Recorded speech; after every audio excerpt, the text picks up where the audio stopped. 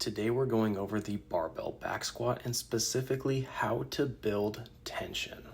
From the ground up, you're going to notice if we have shoes on, it's likely going to cause us to have an unstable platform, which is a no-no when we're trying to build tension.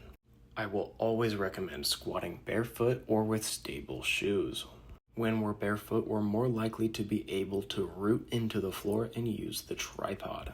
The tripod of your foot has 3 points, one here, here, and on your heel. Let me show that again. Here, here, and on your heel. If we can distribute our weight between those 3 points, we will have a solid squat. Now, we want to make sure that the knees are tracking over the toes, so let me show you how to do that. A great method is plant your feet and act like there's a crack down the center of the floor that you're trying to spread apart, so you're pushing your feet out to the sides. If you don't, the knees likely cave inward, which is not strong, stable, or solid. All right, let's take that lower body tension over to the barbell. We're going to take one step back, spread the earth with your feet, lower into your squat, and push through your heels to come back up.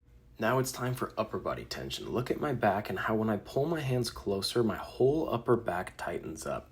This is going to be huge for building tension and keeping my upper back stable in the squat. Head over to a high bar back squat where I have my hands pretty close together, back is super tense, I'm spreading the floor with my feet, and I get into a super stable squat. And again, on a low bar back squat with the bar along my rear delts, same thing, hands pretty close together, spread the floor, and have a super stable squat. Now, hopefully you've already watched the high bar versus low bar squat, but a quick reminder, low bar would be like this over your rear delts, and a high bar would be up here on your traps. So switching between the two, finding which one's more comfortable and sticking to it is definitely the recommended path.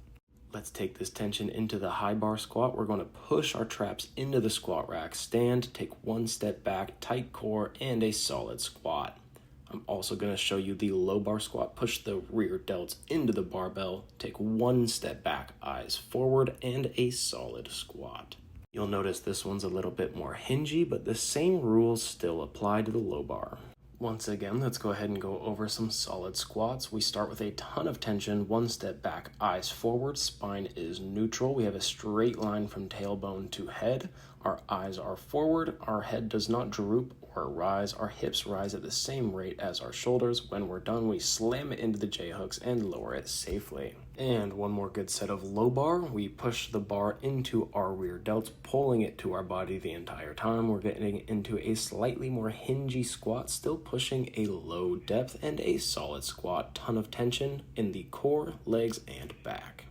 Take a look at my depth on this squat. Watch how my thighs are parallel to the floor, meaning the crease of my hips is at the same height as my knee. That is the goal for all squats. So if that causes you to switch between high bar and low bar, use whichever one allows you to get comfortably into that depth. All right, the two most common mistakes I see are one, people pitching forward, so weight on the toes. It's very hard to see here, but if I was under a heavy load, it'd be very tough to squat this. Next would be hips rising before shoulders or stripper booty. We also want to avoid this because it's no longer a stable squat. When squatting, always make sure 70% of the weight is on your heels, 30% is on your toes, and that your hips and shoulders rise at the same rate. What to do if we just can't quite hit that depth? You tried both high bar and low bar, and the hips do not get as low as the knee. This is where we use a heel elevation. You're going to notice it is much easier to 1, stay upright in your squat, and 2, find a low depth without losing the neutral spine.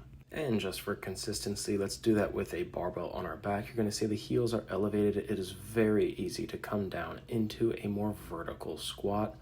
My thighs are parallel to the floor, hip crease is at the height of the knee, and I have no problem reaching my depth. If this is the best option for you, that is totally fine. Good luck squatting. Let us know what you need.